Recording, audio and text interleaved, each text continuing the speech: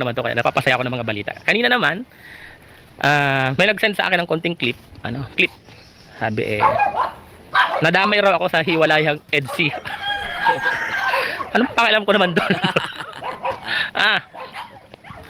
So hinanap ko yung pinanggalingan ng kwentong yun. Sa statement pala ni Dr. Love, na ako daw, ang dahilan ng paghihiwalayan ng Rochelle. Hindi siguro na napanood ni Dr. Love na sabi ni Langga Rachel, na walang kinalaman ng akin na yon.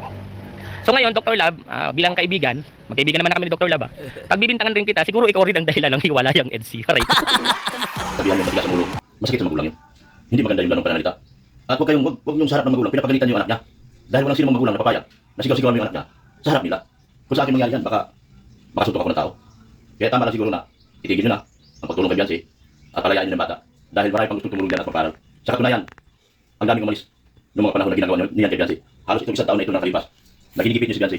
Pati pag-ihi ng bata, pinakikialaman niyo. Yung sinasabi niya pati pag-ihi, tapos sinisigawan. Kung totoo man tong sinasabi ni Dr. Love, alam mo Dr. Love, simple lang naman ang solusyon dyan eh. Napaka-simple. Alam mo, anong simple? Number 1, sumunod ka sa batas. Ano yung rule ng Kalingap? Bawal makipag-usap ang beneficiary sa sponsor. Bilang scouter at kapitbahay ni Beyonce, hindi mo ba pwede silang pigilan at pagsabihan yung magulang ni Beyonce kung para wala po tayong problema, wag nyo na po silang kausapin. Kasi alam mo, unang-una yung mga sinasabi mong one-sided, yung mga sponsor na hawak ng leeg, karamihan, hindi naman taga-dait eh. Karamihan, nasa ibang bansa. Tatakakin yun. Kung sunong panahon, nakita natin, halata na talaga siya naman may gusto sa'yo. Na parang napaliwala mo ang pamahal niya, Musens. Siguro ito na yung time na kailangan mo mag-keeper. Ipakita mo sa pumundo at sa lahat ng mga libo-libo na kapanood natin at saka mga viewers at subscribers na ang pag-ibig mo kay Beyonce ay dalisay. At ang... Umiyak ka ba, Dr. Love? Walang luha. Walang luha yung mo. Walang sinumang...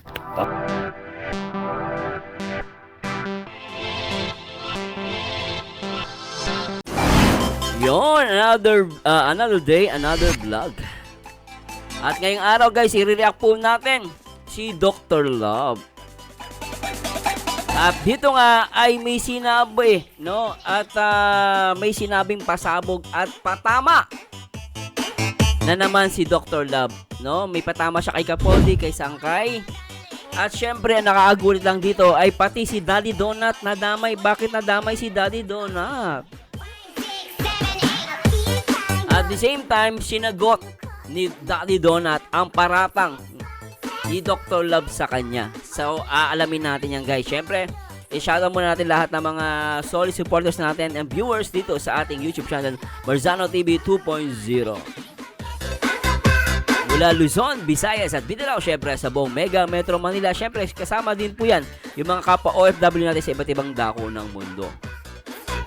At syempre, shoutout po sa lahat ng Kalingap partners and reactors sa pangunan ni Kuya Balsaros Matubang at syempre, nag-iisa Director nagpapaviral Kalingap Rob. At hindi ko napapatagalin guys at alamin na natin, no, ang itong upload ni Kuya Balsaros Matubang at pakinggan natin si Dr. Love. Na baka ako ang magiging lang sa pagmamahalan Ido at Beyonce. Hindi ko magagawa yan. Dahil alam niyo naman sa simula pa lang na ang gusto ko talaga magkatuloyan si Ido at Beyonce. Oh. So, hindi magiging reason si Dr. Love sa hiwalayang EDSI. Tuloy natin. Kaya, mali yung paniniwala nila na hinahantaan ko yung pagmamahalan ng dalawa. Malabo pa sa pagkakamaaraw yan. Dahil noon pa man, ipinaglalaban ko na ang kanilang pagmamahalan kung ang kanilang kakadib at relasyon. Gusto ko talagang magkatuluyan si Ido at Beyonce. Dahil nakikita ko kapag si Beyonce ang maging asawa ni Ido, mabubuhay si Beyonce sa channel ni Ido. At magiging prinsesa si Beyonce sa dating panahon. Doon naman sa tungkol naman sa Rosel, kung nagagawa man ni Daddy Donut na pakiwalin yung dalawa, sa akin malabo yan.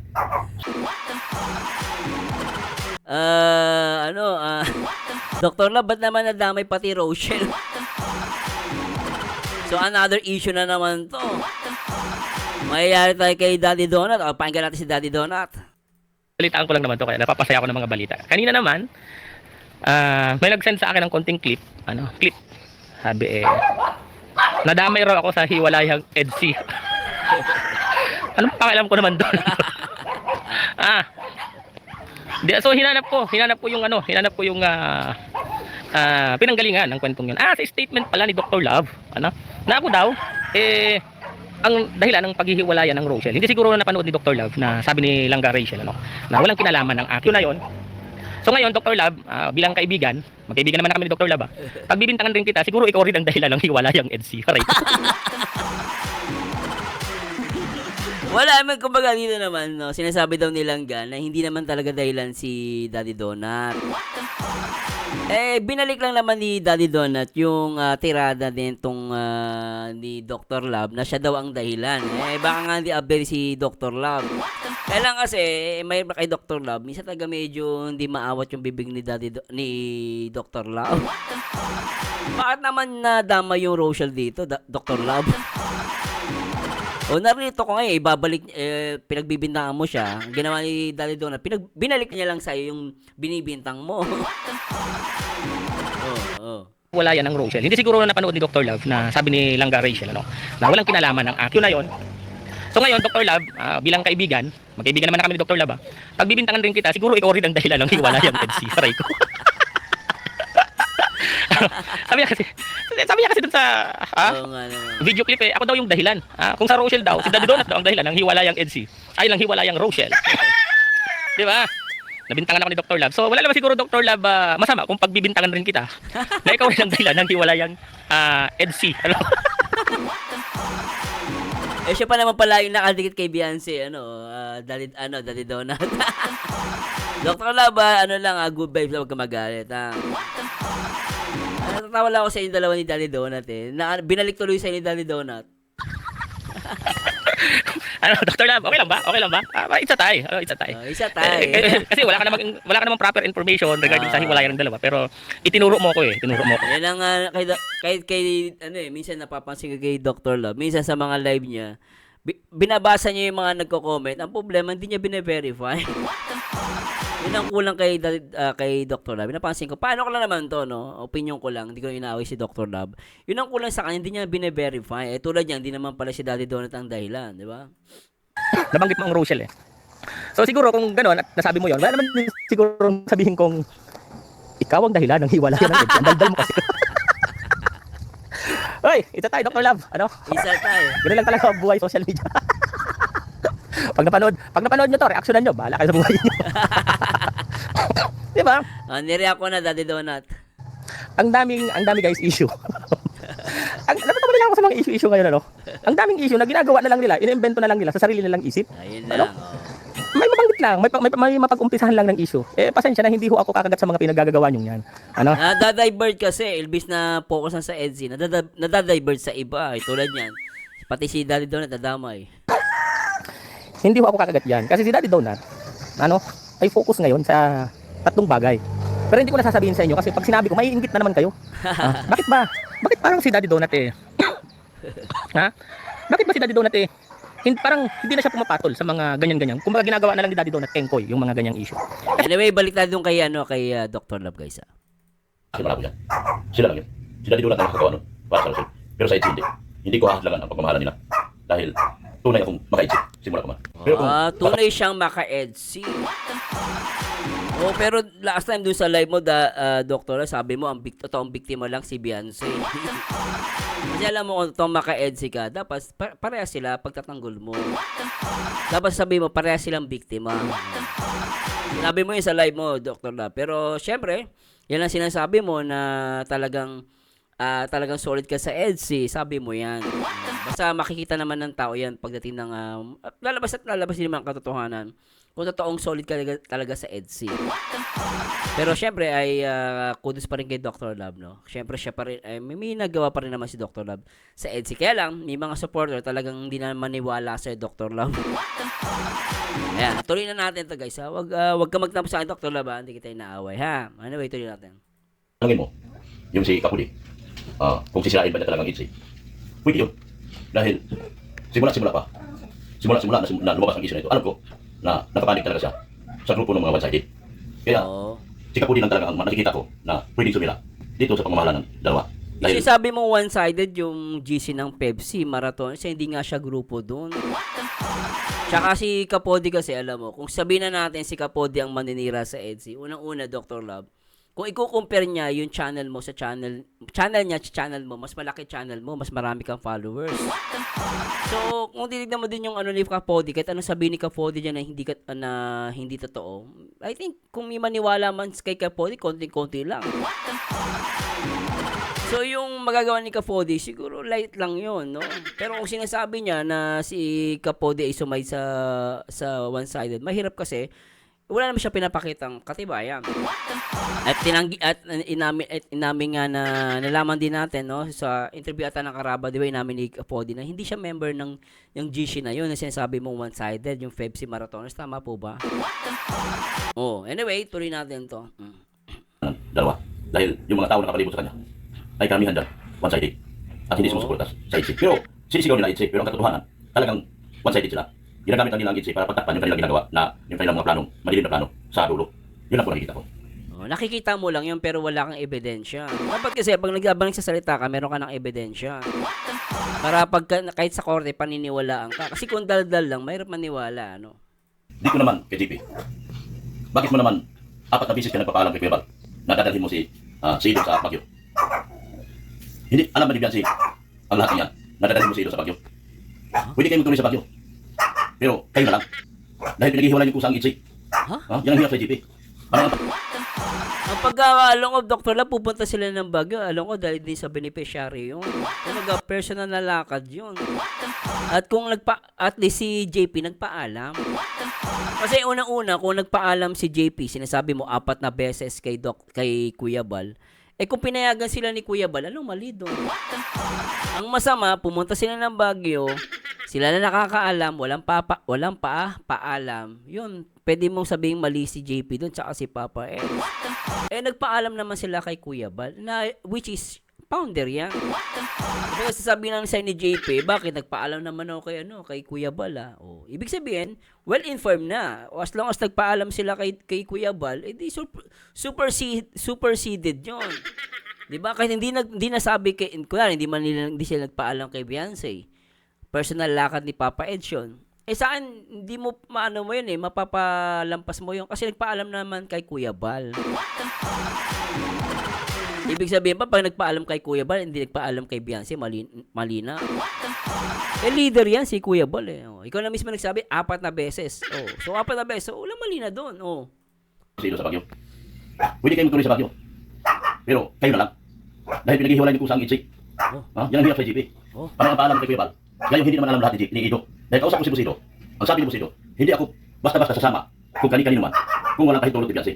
Dahil ayaw kong maproblema kay Beyonce. Doon nga lang sa lakad natin sa Manila, sabi ni Ido noon. Nagkaproblema ako at hindi pumayag si Beyonce. Ngayon pa kaya. Kaya yung mga ginagawa ni JP.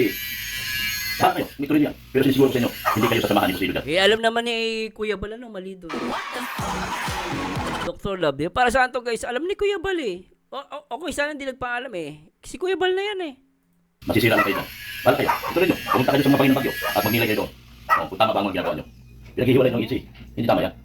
Ewan ko guys pagkakala ko kasi personal na alakad talaga yun at kasama ata ang beneficiary. Ginawa yung Baguio na yun para sa beneficiary. Yun ang pagkakaalam ko, Dr. Lab. Kung mali ako, i-correct mo ako. Okay lang naman kung mali ako, di ba? Dito sa totoo lang. Wala akong ibang hangarin at ginagawa. Kundi pagsamahin at pag-ayusin ang sigaw ng EDSI. Dangan na lamang sinisira nyo. Kayong mga reactor ko, kagaya ni Sangkay, wala kang na ibang ginawa, kundi sirain mong EDSI para sa iyong pansariling interest. Tingin mo na yan. Wala kang mararating dyan. Ginagamit mo mga one-sided para kang mag-abuse. Hindi na po tama yan. Hanggat nagdabubuhay Ginagamit daw yung one-sided, no? ako at nandito ako sa EDSI, ipaglalaban ko ang pagmamahalan ng dalawa at hindi kayo magkakapay sa dulo. Tandaan niya. Ako, lahat ng rules dito sa Kalingap, sinusunod ko. Maaaring maingay ako kapag may nabalitaan ako, normal na magingay ako. Dahil kung anong utos sa akin ng amo ko na si Kalingap, sinusunod yan. Teka lang, kung lahat ng rules sa Kalingap sinusunod mo, bakit nangyari na nagawa ni Beyonce na makausap yung sponsor? Na sinasabi mo sa interview ng Karaba, dahil parang wala kang say doon, dahil kahit alam nyo, alam nyo mag-asawa, nakausap ni Beyonce yung sponsor, ang ginagawa mo, ang sabi mo dun sa Karaba, is tumutulong naman. But still, ano pa rin yun? Bawal yun. Tsaka kung tutusin, sabi din ng ibang mga supporter, Dr. Love, in the first place, kung yan, si Beyonce, pinagbawalan nyo na talaga na makipag-usap sa mga sponsor na sinasabi mo na inahawaan siya sa leeg, sana wala ng problema si Beyonce. Kasi in the first place, kung umpisa pa lang, hindi na napayagan yan na makontak si Beyonce, wala namang problema na eh. Wala nga hawak ng leeg eh. Dapat ikaw lang kumakausap. Pwede naman yun eh. Sa'yo lahat babdaan dahil founder ka, ikaw naman yung founder. Ikaw yung scouter. So, pero sa akin, wala namang problema doon. Pero ang tanong ko, kung lahat ng rules sinusunod mo, pero ba't nakalusot yung bawal na makipag-contact ang beneficiary sa sponsor? Which is, inabi nyo sa Araba, nang interview nyo kala Teacher N, kala Sir Noli, na inamin nyo na alam nyo yun. Di ba dapat yung bawal, pinagbawalan nyo, ultimano? Nung pagkalaman nyo may contact, pinagbawalan nyo agad yun. Pero ba't nakalusot? Tatanong na naman po ako. Tanong na naman ako. Utos sa akin ng amo ko na si Kalinga Prab. Sinusunod yan. Kayo gumagawa kayo ng sarili ng isyu. Hindi tama yan. Ha? Dapat, bago kayo maglabas ng mga isyu nyo, sundin nyo muna, at alamin nyo muna yung role si Kalinga Prab. Ha? Nasisira na ako dito. Ha? Pero, sabi nila, ang ingay ko na eh. Pero meron akong Kasi minsan, ikaw hindi naman gumagawa ng ikasisira mo, Dr. Love. Totoo na, Dr. Love, minsan dapat i-verify mo din yung mga sinasabi. I-review mo yung mga live mo. Pagkatapos mo mag-live, panoorin mo. Para maintindihan mo yung mga pinagsasabi mo.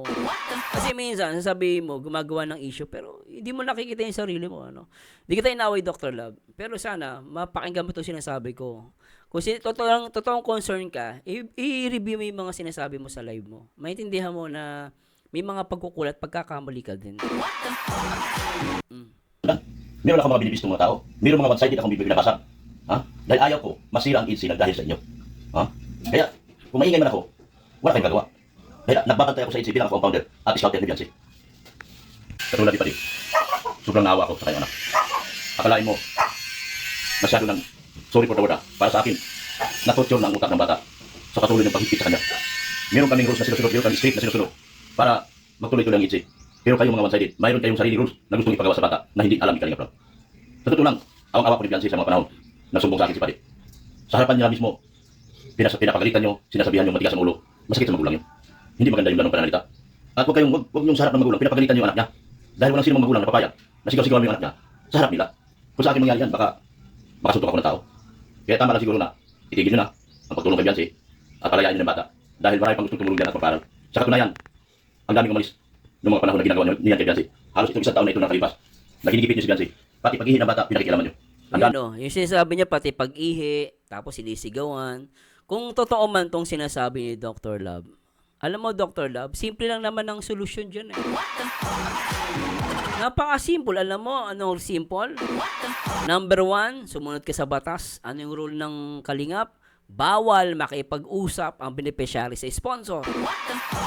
Bilang scouter at kapitbahay ni Beyonce, hindi mo ba pwede silang pigilan at pagsabihan yung magulang ni Beyonce kung ano po, para wala po tayong problema, wag nyo na po silang kausapin. Kasi alam mo, unang-una yung mga sinasabi mong one-sided, yung mga sponsor na hawak ng leeg, karamihan, hindi naman taga-dait eh. Karamihan, nasa ibang bansa. Iba yung timeline nila. Yung iba, umaga sa atin, sila tulog. Ngayon, ang ano dito, Dr. Love, bakit kasi nagkaroon sila ng contact at paano nila nakuha yung number ni Beyonce? At ultimano, dapat yung magulang at si Beyonce mismo, nag-i-inform sa inyo na kinakausap sila. Kung ganun man, dapat pinagbawalan mo na. Ngayon, hindi mo pwedeng sisihin yung mga, sabihin na natin, for the sake of argument, nanggugulo tong mga sponsor na sinasabi mo at yung mga one-sided na sinasabi mo, nanggugulo. Simple lang naman yun, patayin mo yung communication. I-block nyo, pagbablockin yun. Simple lang yung problema na yun. Pero sinasabi mo, sinisigawan siya, na hinawaan sa leeg, pero magtataka ka, nagawang kausapin si Beyonce ng 1 o 2 oras o 5 oras. And worst case, sinabi mo dun sa live mo magdamag, pero tinanggi mo ngayon, parang hanggang 1 to 2 hours or 5 hours, sabi nyo. So doon nagkakamali dun sa Karaba. Oh, kung ganun pala, bakit nagagawa ni Beyonce na makipag-usap ng matagal? Kung totoo man yun. Kasi kung ako naman ng inaaway ka, binubulyawan ka, ba't mo ka, baka walang isa pang minuto, ibababa ko na yung phone ko. Simple na naman yan eh. Sabi mo kasi yan, na nanggugulo yung, paano maapanggulo kasi nga may contact sila. May kakayahan silang kausapin si Beyonce na dapat may tungkulin ka bilang scouter na pigilan yun.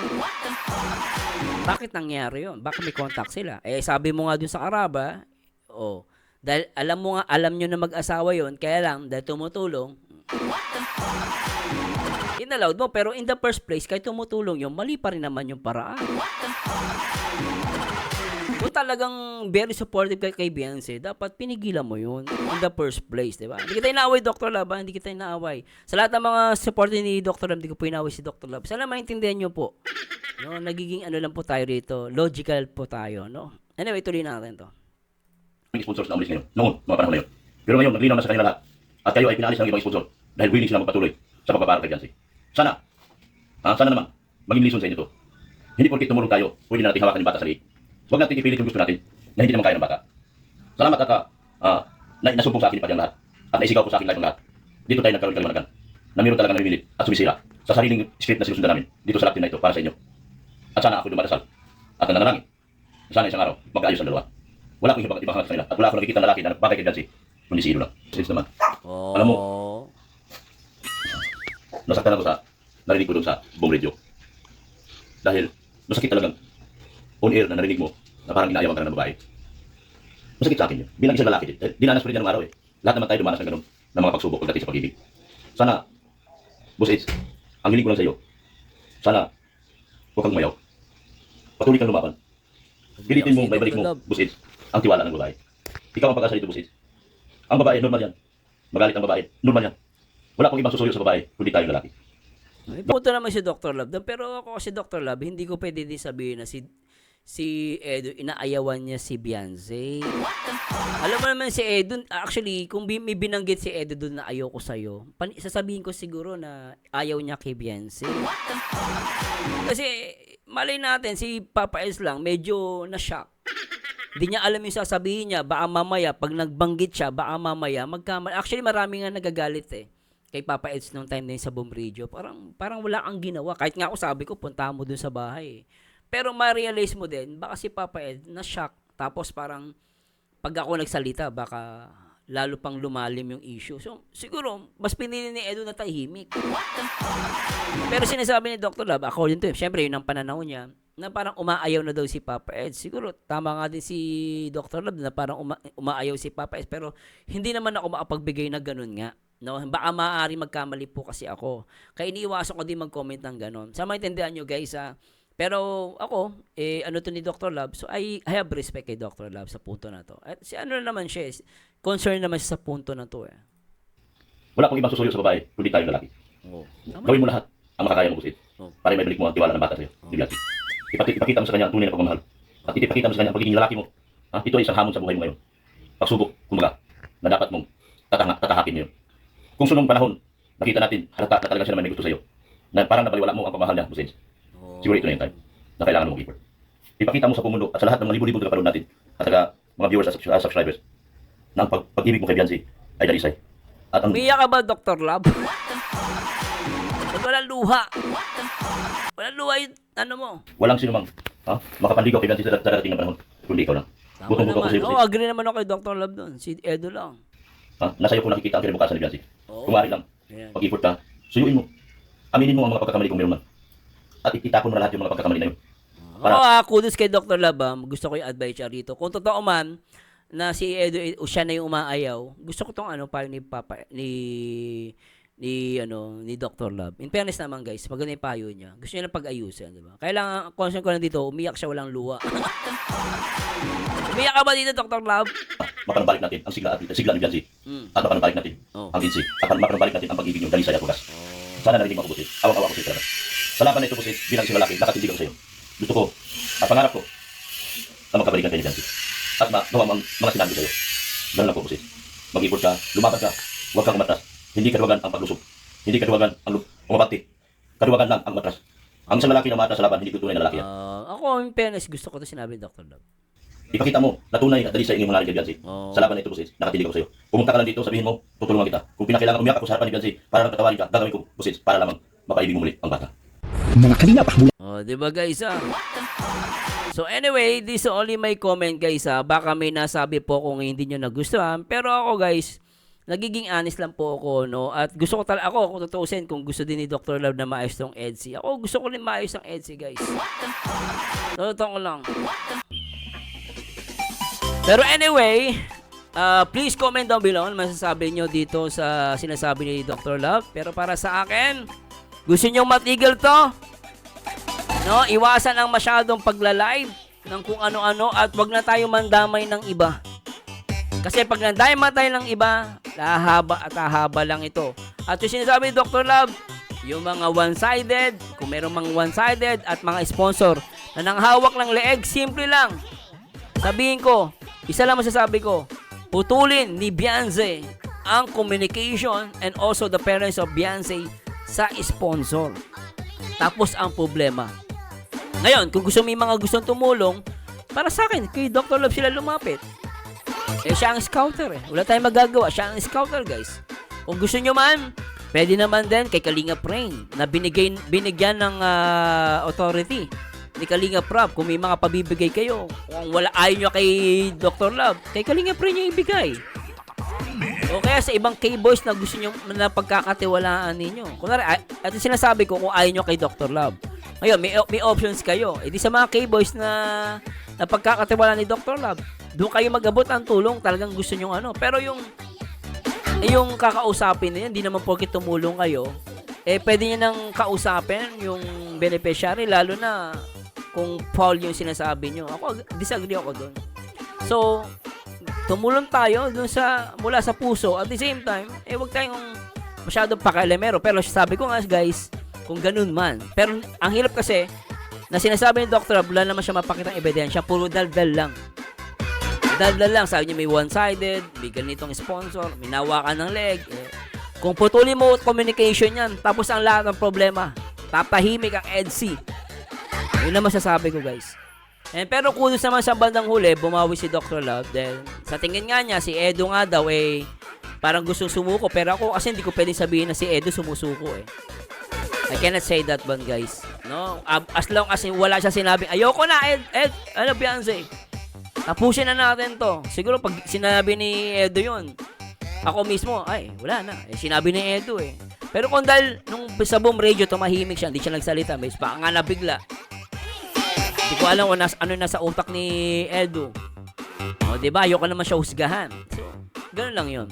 Pero syempre, kudos pa rin kay Dr. Love sa magandang payo niya. And I'm hoping nga na talagang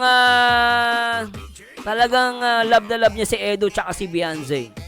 Diba? Patunayan niya yan para sa akin. Kasi medyo minsan may mga nababanggit sila na pasasya na Dr. Love na nakakapagduda talagang, ewan ko ba kung talagang supporter ba talaga siya ni Edo, hindi. Diba? Sinasabi nga niya na ang totoong biktima lang daw dito si Beyonce. Napuna ko nga siya dun, sabi ko, hindi lang si Beyonce ang biktima rito, pati si Edo. Diba? Kasi kung talagang support mo ang EDSI, dapat parehas silang dalawa. So anyway guys, maraming salamat at ako humingi ng patawad kung may nasabi po kung hindi nyo nagustuhan. Kung mali po ako, i-correct nyo ako guys.